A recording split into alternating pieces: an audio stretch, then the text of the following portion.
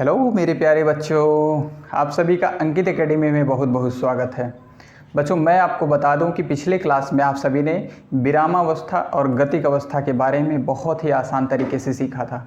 आज मैं जो आपको बताने वाला हूं कि गति कितने प्रकार की होती है विमाओं के आधार पर। ठीक है, विमाओं के आधार पर गति के प्रकार को समझाने वाला हूं, तो आइए सीखते हैं। विमाओं के आधार पर गति कितने प्रकार की होती है। ठीक है,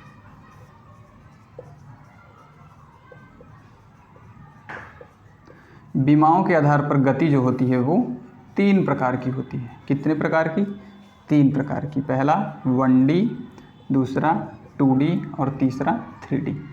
मैं निर्देशांक ज्यामिति के माध्यम से, उसकी सहायता से हम आपको बताने की कोशिश करेंगे कि कौन कौन सी गति किसके अंतर्गत आती है। ठीक है, ध्यानपूर्वक देखिएगा।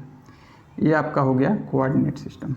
कोऑर्डिनेट सिस्टम करता क्या है, ये आपको बताने की कोशिश करता है कि आपका पॉइंट जो है किस डायरेक्शन में है। ठीक है, ये हो गया। ये परपेंडिकुलर होता है बिल्कुल। ठीक है, मेरे कहने का मतलब आप कोई 3D जो है प्रोडक्ट ले लीजिए, कोई 3D मटेरियल ले लीजिए, तो आपने क्या देखते हैं उसमें।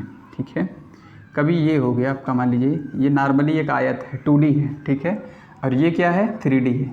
इन दोनों में अंतर समझ लीजिए। क्या, ये हो गया आपका 2D, और एक केवल लाइन पकड़ लीजिए, ये क्या होगा आप लोग समझिएगा ध्यान से। 3D और 2D में और बाकी चीज़ों में अंतर क्या होता है, कैसे समझेंगे, समझिए। इसमें क्या होता है, इसमें आपका लेंथ भी होता है, कुछ लंबाई भी होता है, कुछ ब्रीड्थ होता है। ठीक है, और कुछ हाइट भी होता है। ठीक है, तो तीनों डायरेक्शन में चीज़ें बढ़ती हैं। ठीक है, कुछ x डायरेक्शन में भी इंक्रीमेंट होता है, कुछ y में भी और कुछ z में भी। वो कितना होता है, चाहे थोड़ा सा भी होगा, अगर होगा तभी वो क्या होगा, 3D होगा। ठीक है, अब आयत उठा लीजिए। आयत में क्या होता है, सिर्फ 2 कोऑर्डिनेट्स में इंक्रीमेंट होता है। ठीक है, सिर्फ 2 कोऑर्डिनेट्स में। ठीक है, इसमें क्या होता है कि आपका हाइट होता ही नहीं है। ठीक है, इस तरीके से। अब इस तरीके से यहाँ पे समझिएगा। मान लीजिए आप कभी साइकिल लेकर के क्या कर रहे हैं, सड़क पे जा रहे हैं, तो आप क्या करेंगे, सिर्फ एक डायरेक्शन को मेंटेन करेंगे। क्या करेंगे, ओनली 1 डायरेक्शन।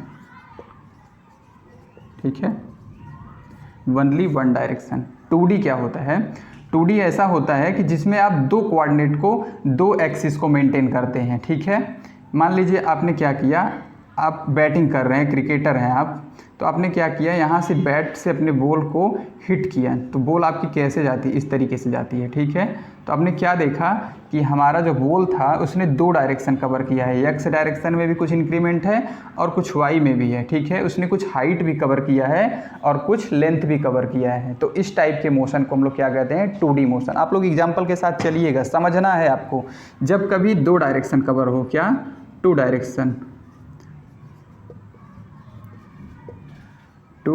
Direction increment.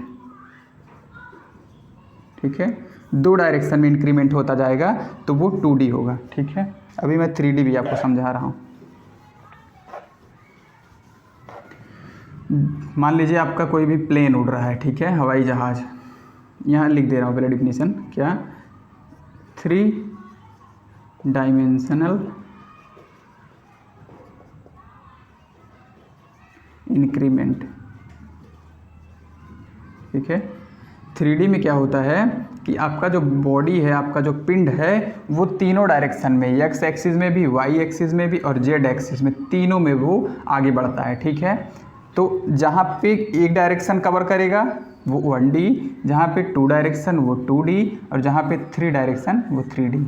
जैसे उड़ती हुई चिड़िया, उड़ता हुआ बर्ड्स। ठीक है, वो क्या करता है, वो तीनों डायरेक्शन में आपका इंक्रीमेंट करता है। ठीक है, और भी एग्जांपल ले सकते हैं, एरोप्लेन। ठीक है, जो भी चीज़ें स्पेस में होंगी। ठीक है, स्पेस में होंगी। ठीक है, बिना किसी पॉइंट के, बिना किसी सपोर्ट के, फ्री आप स्पेस में, हवा में कोई भी पॉइंट, ऐसे मान लीजिए मार्कर अभी स्पेस में है, तो ये क्या होगा आपका, ये 3D मोशन कर रहा होगा। ठीक है, बिना किसी सपोर्ट के, बिना किसी बैकग्राउंड के।